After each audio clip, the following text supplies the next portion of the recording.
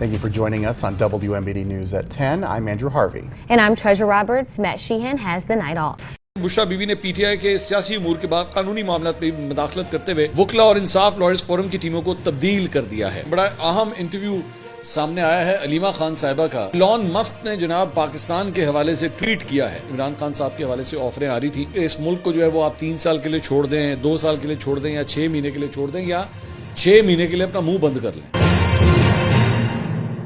अस्सलाम वालेकुम नाज़रीन, मैं हूं मंसूर अली खान। अपने रियल चैनल के ऊपर आपको खुश आमदीद कहूँगा। नाज़रीन, पिछले 12 घंटे में जो खबरें डेवलप हुई हैं उस पर तफसील से बैठ के बात करेंगे। एक बड़ा अहम इंटरव्यू सामने आया है अलीमा खान साहिबा का, इमरान खान साहब की बहन, और उन्होंने जो जर्नलिस्ट हैं मेहदी हसन, उन्हें ये इंटरव्यू दिया है, तो उसके बारे में बात करेंगे। और इलॉन मस्क ने जनाब पाकिस्तान के हवाले से ट्वीट किया है।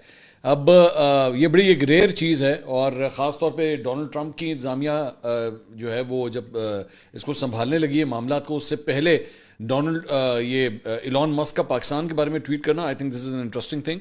और साथ ही साथ एक बड़े मज़े की कहानी आपके साथ शेयर करनी है, बेगानी शादी में अब्दुल्ला दीवाना। ये मामला क्या है, इसकी भी थोड़ी डिटेल्स एंड में आपके साथ शेयर करेंगे। उससे पहले आपसे रिक्वेस्ट के चैनल को सब्सक्राइब करना मत भूलिए, बेल आइकन प्रेस कीजिए। अगर आपको वीडियो पसंद आए उससे लाइक और शेयर ज़रूर कीजिएगा।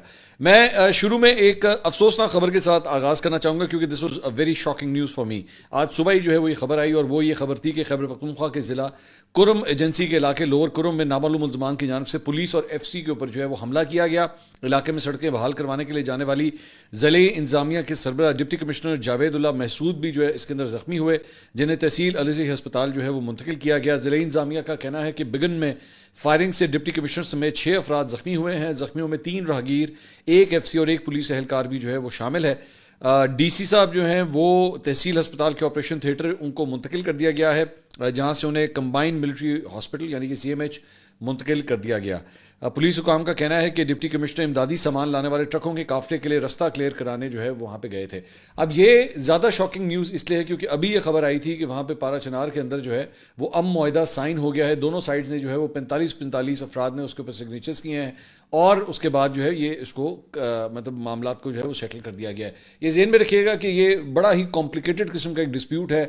इसमें लैंड्स का भी मामला है, ज़मीन के कब्ज़े का मामला भी हैं, और भी मतलब पुराने बदले भी चलते आ रहे हैं बड़ा, और उसके बाद मसलक के इशूज़ भी हैं। तो बहुत सेंसिटिव इशू है ये।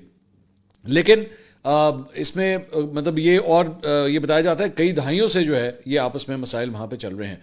अब ये जो मुआहिदा हुआ था इसके बारे में मतलब कुछ जर्नलिस्ट जो वहाँ के लोकल जर्नलिस्ट हैं उन्होंने ये भी शिकायत की है कि जनाब इसको बहुत जल्दी में जो है वो करने की कोशिश की गई है।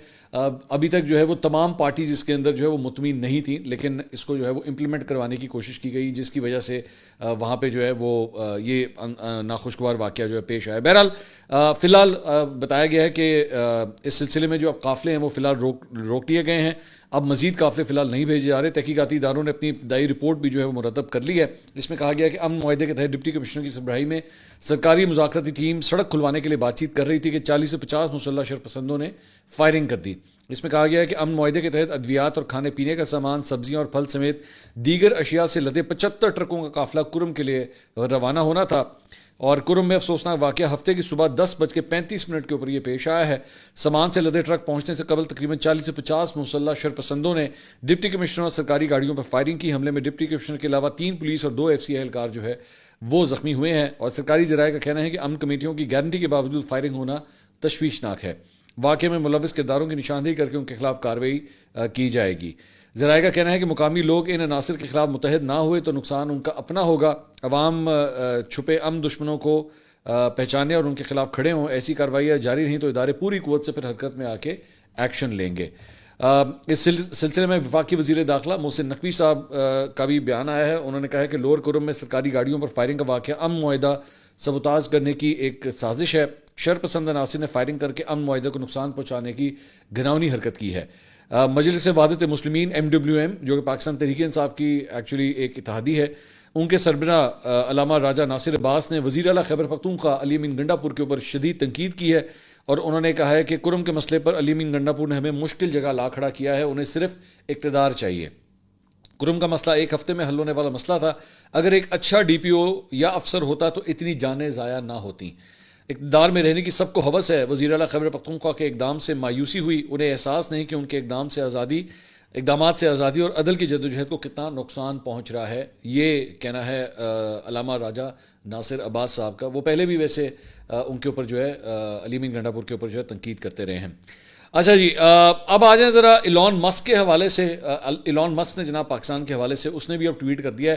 ڈونلڈ ٹرمپ کا تو ٹویٹ نہیں آیا، لیکن ایلون مسک کا ٹویٹ جو ہے وہ آ گیا ہے. اور سوال ایکچولی ایک صارف ہیں ایکس کے اوپر، ٹویٹر کے اوپر، سنم جمالی، انہوں نے ٹویٹ کیا، ٹیگ کیا ایلون مسک کو، اور انہوں نے کہا with Starlink Pakistan could leap into the future where every citizen has the chance to connect and grow. Please let Starlink be our bridge to tomorrow. Pakistan Tehreek Insaf سے جڑے کئی لوگ جو ہیں وہ بار بار یہ بات کہہ رہے ہیں کہ اس سلسلے میں جو ہے کوشش کی جائے کہ اسٹار لنک جو ہے وہ پاکستان میں آئے، تاکہ یہ جو کبھی کبھار کیبل ساڑی شاک وڈ لیندی ہے، شاک ہمارے یہاں پہ اس کو کیبل بڑی پسند ہے، پتہ نہیں کیبل کی کڑھائی بنتی ہے کیا چکر ہے، بہت جلدی کھا جاتی ہے. تو اس چکر میں جو ہے وہ ہمارے یہاں انٹرنیٹ کی ڈسٹرپشنز بار بار ہوتی ہیں. تو اسٹار لنک جو ہے وہ پاکستان آ جائے تو اس کے اوپر جو ہے اسے کافی ایزی ہو جائے گا.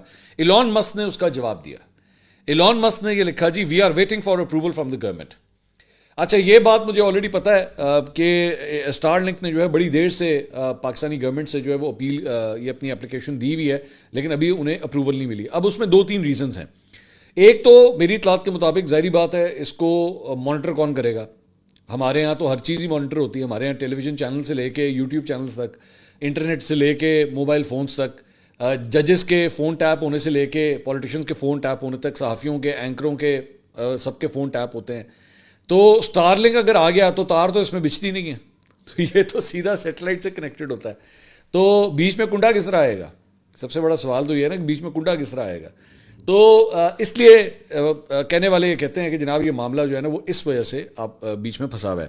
اچھا، لیکن ایک اور بھی پوائنٹ ہے جو مجھے چند آئی ٹی سے ریلیٹڈ لوگوں نے کہا، بٹ ابھی میں ایم ناٹ شیور اباؤٹ میں نے لڑنا نہ شروع کر دینا. وہ یہ ہے کہ یہ بڑا ایک ایکسپینسو آپشن ہے. یہ جو اسٹار لنک کا آپشن ہے یہ بڑا ایکسپینسو آپشن ہے، اور اگر یہاں پہ پاکستان میں سے لانچ کیا بھی گیا تو جو لوگ اس کو افورڈ کر سکے ہوں گے وہ بڑے مطلب میس اس کی جو ایکسیپٹنس ہے نا وہ شاید نہ ہو سکے. جو لوگ افورڈ کر سکتے ہوں گے وہ تو ٹھیک ہے، بے شک لگا لیں گے، ان انٹرپٹیڈ انٹرنیٹ ان کو مل جائے گا، لیکن یہ بڑی ایک ایکسپینسو آپشن ہے. سو آئی ڈونٹ نو اس میں آگے چل کے بھی کیا ہوتا ہے. اچھا جی، عمران خان صاحب کی بہن علیمہ خان صاحبہ، انہوں نے مہدی حسن صاحب کو جو ایک سینئر جرنلسٹ ہیں، بڑے زبردست انٹرویوز کرتے ہیں، ان کو انہوں نے ایک انٹرویو دیا ہے، انگریزی میں انٹرویو ہے. علیمہ خان صاحبہ ویسے پاکستانی ٹیلی ویژن کے اوپر بہت کم آتی ہیں، میں نے نوٹ کیا ہے، انٹرنیشنل اداروں کو جو ہے وہ زیادہ انٹرویو دیتی ہیں. اور I tell you what is the reason behind that. میں بھی تھوڑی دیر میں اپنے انالیسز آپ کے ساتھ شیئر کر رہا ہوں. تو ان سے جو ہے وہ انٹرویو کے دوران چیدہ چند باتیں ہوئی ہیں. تو اس میں انہوں نے کہا کہ جی ہمیں جو ہے وہ آفریں آ رہی تھیں، عمران خان صاحب کے حوالے سے آفریں آ رہی تھیں کہ اس ملک کو جو ہے وہ آپ 3 سال کے لیے چھوڑ دیں، 2 سال کے لیے چھوڑ دیں، یا 6 مہینے کے لیے چھوڑ دیں، یا 6 مہینے کے لیے اپنا منہ بند کر لیں. عمران خان کو یہ بھی کہا گیا کہ 6 مہینے کے لیے اپنا منہ بند کر لیں، لیکن عمران خان نے کہا کہ نہیں جی ایسا کچھ بھی نہیں ہوگا، اور میں کسی صورت جو ہے وہ آپ لوگوں کی شرائط جو ہے وہ نہیں مانوں گا، اور میں ہر کیس جو آپ لوگ میرے خلاف بنائیں گے میں اس کا سامنا کروں گا، اور میں اپنا نام جو ہے وہ کلیئر کراؤں گا. اور ویسے بھی اب یہ جتنے بھی ان کے مقدمے ہیں یہ ختم ہونے والے ہیں.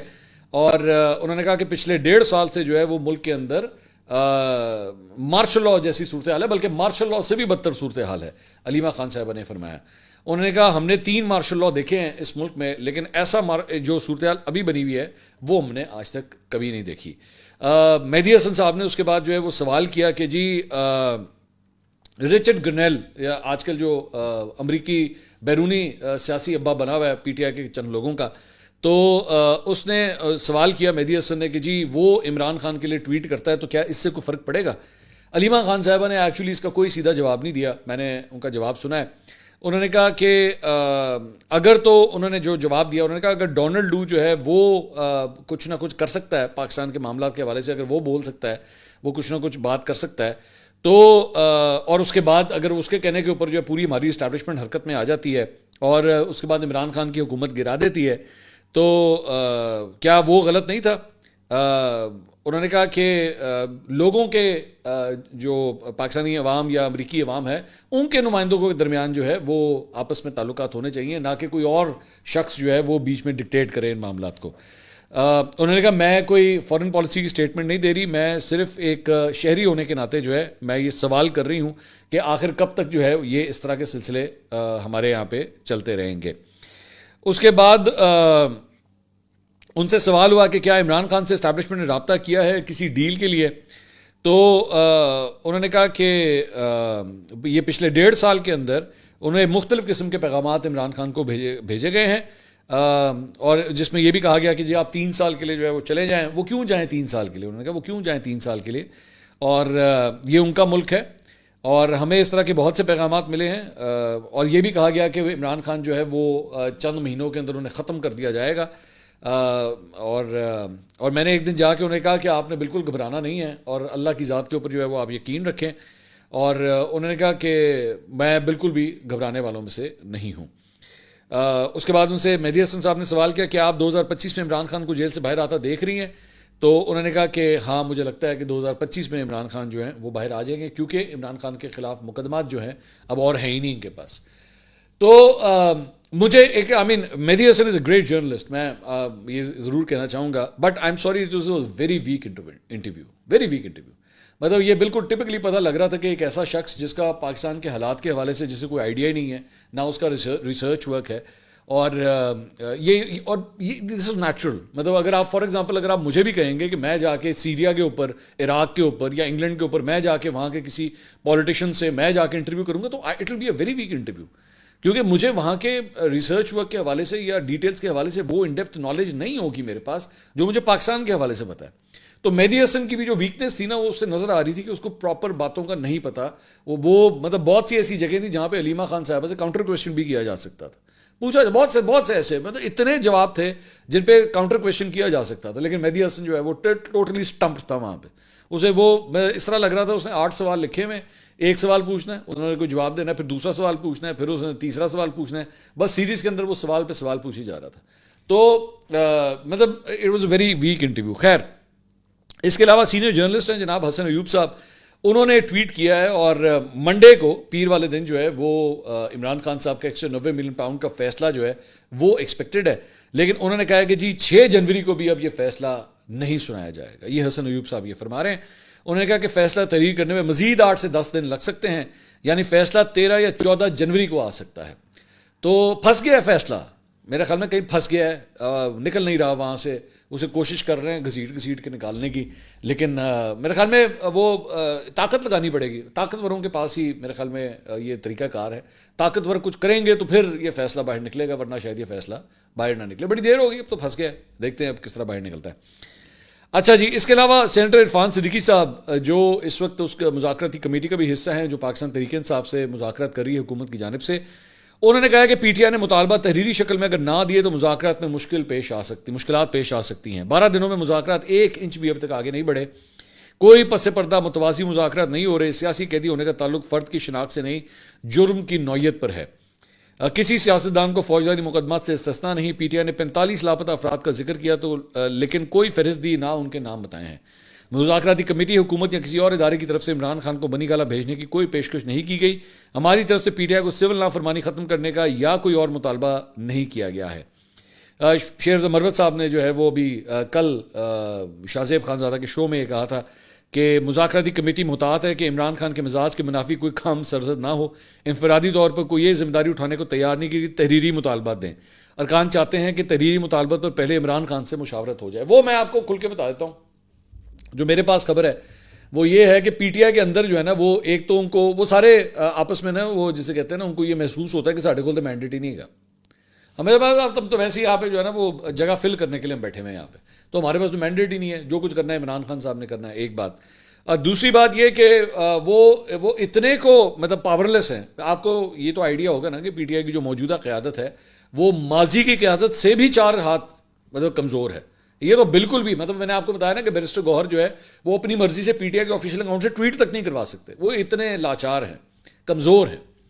تو اس لیے بھی یہ لوگ ڈر رہے ہیں کہ اسی لکھ کے دے دئیے کہ بھائی جان اے یہ کروانا ہے, اے ساڑیاں ڈیمانڈیں ہی ہیں, تو پتہ چلے کہ وہی جو ہے وہ بیٹھ کے ہر جگہ اس کو استعمال کرنا شروع ہو جائیں کہ دیکھیں جی یہ لکھ کے این آر او مانگ رہے ہیں, یہ لکھ کے ہم سے جو ہے وہ رہتے مانگ رہے ہیں کہ جی عمران خان کو رہا کر دیں. تو یہ اس وجہ سے فی الحال پاکستان تحریک انصاف جو ہے نا وہ لکھ کے یہ ساری ڈیمانڈز جو ہے وہ نہیں دے رہی. خیر اس کے علاوہ جناب ایک اور خبر جو ہے وہ جیو نے دی ہے, اور وہ یہ ہے کہ بشرا بی بی نے پی ٹی آئی کے سیاسی امور کے بعد قانونی معاملات میں مداخلت کرتے ہوئے وکلا اور انصاف لائرز فورم کی ٹیموں کو تبدیل کر دیا ہے. اور عمران خان کی اہلیہ بشرا بی بی نے قاضی انور ایڈوکیٹ کے ذریعے ملک بھر کے وکلا کی فہرست منگوا لی ہے. قاضی انور اور مشال یوسف زئی بشرا بی بی کو وکلا کے معاملات پر رپورٹ کریں گے. ذرائع کا کہنا ہے کہ بشرا بی بی نے قاضی انور کو کیسز پر حتمی مشاورت کا پابند کر دیا اور وکلا کو عمران خان تک پیغام رسانی سے روک دیا ہے. ذرائع کے مطابق اس ہفتے کے پی کے وکلا عہدیداروں کی تبدیلیوں پر حتمی مشاورت بشرا بی بی سے کی گئی. بشرا بی بی نے وکلا کے تنازعات حل کیے اور عمران خان کو آگاہ کیا. ذرائع کا کہنا ہے کہ قاضی انور ایڈوکیٹ نے وکلا قیادت کی خرابیوں اور مسائل پر بشرا بی بی کو بریف کیا. Secretary general P T I Salman Akram Raja سے اس معاملے پر موقف لینے کے لیے رابطہ کیا گیا, تاہم انہوں نے اس حوالے سے کسی قسم کا موقف دینے سے گریز کیا. یہ ذہن میں رکھیے گا کہ یہ سلمان اکرم راجہ صاحب ہی تھے جن کی کھٹ پٹ ہوئی تھی بشرا بی بی کے ساتھ, اور یہ جب وہ 26 نومبر کے بعد جو احتجاج تھا اور اس کے بعد جب ان کی آپس میں میٹنگ ہوئی تھی تو وہاں پہ جو ہے وہ بشرا بی بی جو ہے وہ کافی سخت لہجہ استعمال کر رہی تھی. تو سلمان اکرم راجہ صاحب نے اس وقت انہیں ٹوکا تھا اور انہوں نے کہا تھا کہ میں عمران خان کو جواب دہ ہوں, میں پی ٹی آئی کے چیئرمین کو بانی چیئرمین کو جواب دہ ہوں, اس کے خاندان کو جواب دہ نہیں ہوں. یہ رپورٹ ہوا تھا ان کے بارے میں. تو اب یہاں پہ وکلا کی تبدیلیاں بھی جو ہیں وہ ہو رہی ہیں. I don't know how Salman Akram Raja is going to take this. اچھا جی, انصار عباسی صاحب نے خبر رپورٹ کی ہے. انہوں نے جنگ میں رپورٹ کیا ہے کہ باضابطہ مذاکرات پر توجہ مرکوز رکھتے ہوئے حکومت اور تحریک انصاف کے درمیان بیک چینل مذاکرات فی الحال رک گئے ہیں, اور گزشتہ ماہ کی 19 تاریخ کو دونوں فریقین کی ملاقات کے بعد کوئی بیک چینل میٹنگ نہیں ہوئی ہے. گزشتہ اجلاس میں حکومت کی 2 اہم شخصیات نے شرکت کی تھی, جن میں ایک وزیر جبکہ ایک عہدیدار شامل تھا. تحریک انصاف کی نمائندگی پارٹی کے اہم رہنما نے کی تھی, اور ذریعے کے مطابق یہ بیک چینل رابطے ایس سی او سربراہی اجلاس کے موقع پر تحریک انصاف کے 24 نومبر کے اسلام آباد احتجاج کے موقع پر فعال تھے. تحریک انصاف نے ایس سی او اجلاس کے موقع پر ڈی چوک پر احتجاج کا اعلان کیا تھا, تاہم دونوں فریقین کے درمیان بیک چینل رابطوں کے بعد پیمز ہسپتال کے ڈاکٹروں کو جیل میں قید پی ٹی آئی کے بانی چیئرمین عمران خان